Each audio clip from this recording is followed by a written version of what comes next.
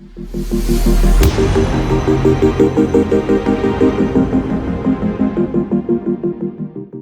my name is Gibson, and I'm the owner and founder of the Personal Development School. This is your daily breakthrough video, and in this video, I am going to talk about how to recognize a fearful avoidant, so sort of profiling the fearful avoidant. And I've mentioned some things in the past, but they were very specific to a romantic relationship and dating.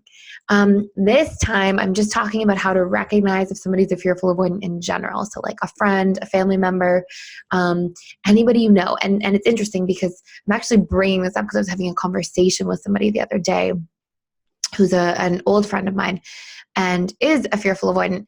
And I was like, oh, I have all these notes. I kept all these patterns about like the fearful avoidant in their day-to-day life because I would recognize all these things working with clients and keep sort of noting all these different similarities in the patterning amongst fearful avoidants. And I was sharing them with him and I was like, oh my gosh, I should just put this in a video. So that's what I'm doing. So, I am going to go into all the different sort of profile aspects, like the personality aspects of the stereotypical fearful avoidant. Of course, this is not like a one-size-fits-all. However, these patterns do tend to be fairly similar amongst different fearful avoidant styles. So you can also use this to see, like, am I truly a fearful avoidant if you were questioning about yourself? Now, one other thing before I start, I am launching the Personal Development School online October 2nd. I share a lot of details in recent videos. I'm just going to literally let you know in this video for 1 second that it's launching October 2nd, and I'm going to be doing 2 live webinars a week, so 2 live calls with all members. So it's $49 a month to sign up as a member. You get unlimited courses. You have your first 8 courses there, and then 3 each month upcoming, and 2 live coaching calls. So it'll sort of be like group coaching. You can submit your questions live. We have a software that will allow you to upvote them, and there's a forum to connect all members. So I'll be able to go on there, see the posts, and I'll use those questions to make other videos and to just stay connected to you guys individually as you come and become members. So please sign up if you want to sign up and reserve the group coaching call option, or at least to see them back. I just need you to fill out the survey below. It's like a quick little survey. You can click on the link, it's in the description, and it'll take like maybe a minute to do, and that will just get you all like organized, onboarded for the process. So October 2nd launch, super excited to have you there. Okay, I will dive into this. So number 1, super important to note that fearful avoidance. Okay, so this is, just keep in mind too, this isn't necessarily from like a dating space. This is just like fearful avoidant, like if you're trying to recognize a friend or somebody in your family. So fearful avoidants generally are like a little bit of overgivers. So they tend to like, it's because most fearful avoidants have this deep subconscious belief that's almost unconscious, like it's so deep down that they have to earn love from others. So there's usually this like feeling from the fearful avoidant that they have to earn people's love. So they often like, and they usually enjoy giving too. Like they usually have a high need for contribution. So they tend to be like quite giving by nature. But there's also sometimes this part of them that feels like they have to give to be worthy of that friendship, to be worthy of that family member's love or connection, to be worthy of the romantic partner, of course, as well. So they tend to be like a little bit of overgivers. They're very generous as a general rule. Now keep in mind as well as I'm going through this profile, this is also a fearful avoidant who's stable. Sometimes we'll have fearful avoidance. Fearful avoidance sort of split off one or the other. They tend to be super high achievers in some form, or like super focused on some aspect of their life, which could be a relationship as well. Or fearful avoidants are honestly that, or they're really struggling. They're alcoholics, addicts, they're struggling big time, and their life's in a little bit of shambles or ongoing chaos. So if they're not in this space, this is how you're going to recognize if they're fearful avoidant or not, okay? So, and I can do a video about those fearful avoidants at a period in time. I used to be in that space, so no judgment there, and maybe it'll be useful to recognize tools, and I'll be launching a course about addiction and all kinds of stuff in the future. So I will stay on track. So fearful avoidants, yeah, tend to be generous, tend to be a little bit overgiving, and it comes from that belief that like, I have to earn love. I have to earn connection.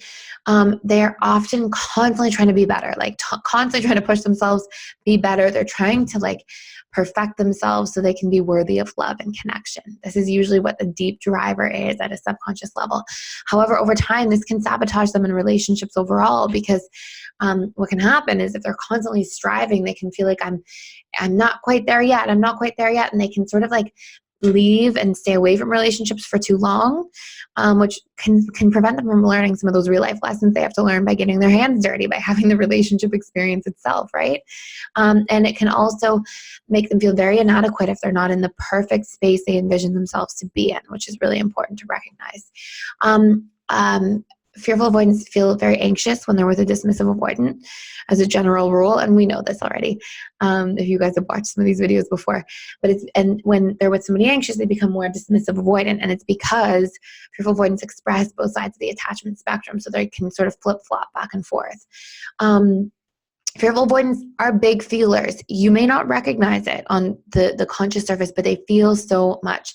There's this strange sort of combination of feeling way too much, and then oftentimes fearful avoidants will have to like shut down their feelings at like literally intentionally, like, okay, I just can't think about that right now. I can't, and it'll be this like coping mechanism just so that they can sort of navigate life okay, because again, they tend to be big feelers, very sensitive, very aware, highly empathetic.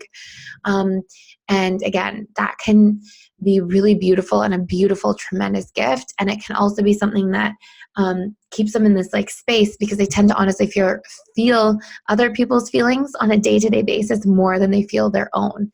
And that usually came out of a coping mechanism from childhood. Usually they had to stay safe by being hyper attuned and hyper vigilant about the awareness of their caregivers and their environment. And so they developed that way to keep themselves safe. Fearful avoidants read people extremely well. It comes with a hypervigilance territory, microexpressions, body language, almost like intuitively. They pick up so much tone of voice, changes in patterns, all that stuff, like 10 out of 10. They're usually very interested in human behavior, and usually they'll make a lot of like human behavioral references about people or how people act or how people react, or like detail oriented around people the vast majority of the time. Again, part of that became a coping mechanism. Then they built in subconscious positive associations to that coping mechanism because on some level it kept them safe. They tend to struggle with surface stuff, surface conversation, small talk, all that kind of stuff. They tend to struggle. They usually have an innate desire for depth and emotional connection, even though they fear it at the same time, which can be so tough because it's like you really want something and you really don't want to allow yourself to have it because of the fear. So there's sort of like subconscious associations with a lot of pain and a lot of pleasure around connection. Like, oh, there's so much good and there's so much bad, and it just becomes confusing. Whereas when you look at like the dismissive avoidant, for example, it's usually a lot more pain oriented. So it's a lot more like just negative associations to positive. The ratio would be much higher for the dismissive avoidant. So they feel more comfortable, safe, and in control when they're alone. Right? So that's why you'll see them stay out of relationships longer or push people away more, whereas fearful avoidance flip-flops so much, and that can be like creating this inner storm or inner volatility, which can then create some of that chaos or that sort of tornado that they can become at times in a relationship. So they are constantly flip-flopping when they're in a relationship. Not constantly, but a lot, often flip-flopping. It's like sort of the should I stay or should I go, or like, come here, come close to me, I want to be close. No, go away, stay away. And so if you see your friend or family member doing that a lot, chances are they might be a fearful avoidant. Fearful avoidants are, we'll say, like subject to limerence quite easily if they're not really in control of their feelings and really repressing and navigating that repressive area quite well. If you don't know what limerence is, you can check out my video about it. I have a video on this YouTube channel about it. They can often be a little bit of workaholics, or like whatever they're really involved in. It could be like a social justice cause. It could be work. It could be something, there's going to be something meaningful in their life that they're kind of addicted to, like so intense about, and like, usually like a little bit of a machine around, like just very, very showing up, pushing, really intense.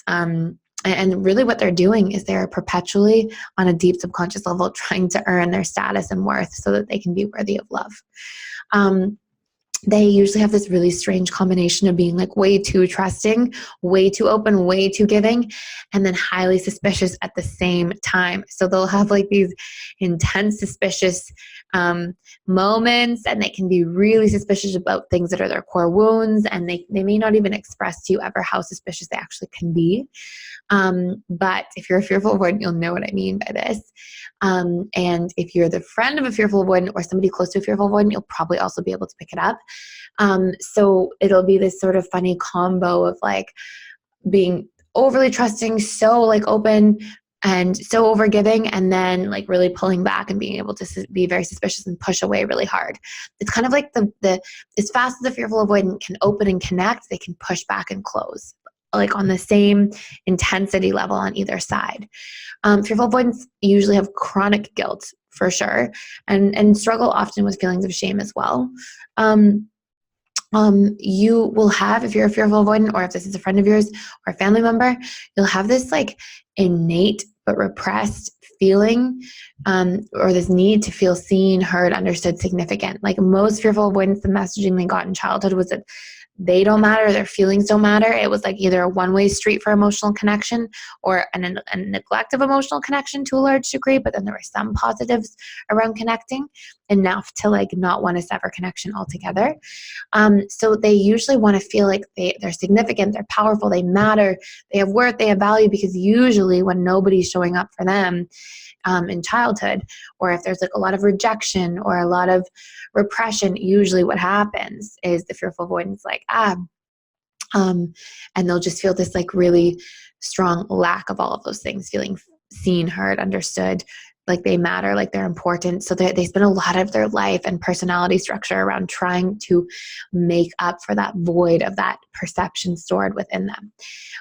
It's a lot more for the fearful avoidant when they're pushing and growing and trying to do all these things. It's a lot more about being worthy of love. Like sometimes, or like empowered, not trapped, not helpless, not powerless. So worthy of love and like empowered, I can do it, I matter, that kind of thing.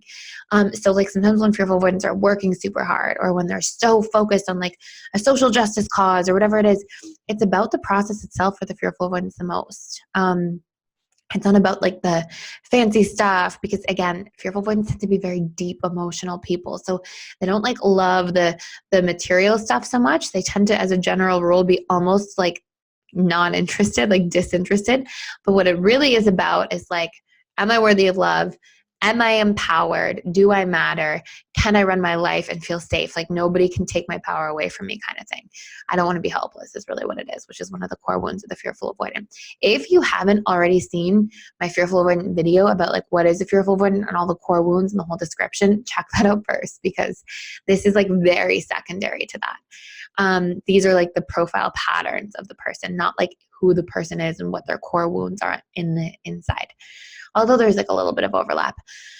The fearful avoidant has a strange combination of like needing novelty, like needing new and exciting experiences, but also craving like space and time alone from other people.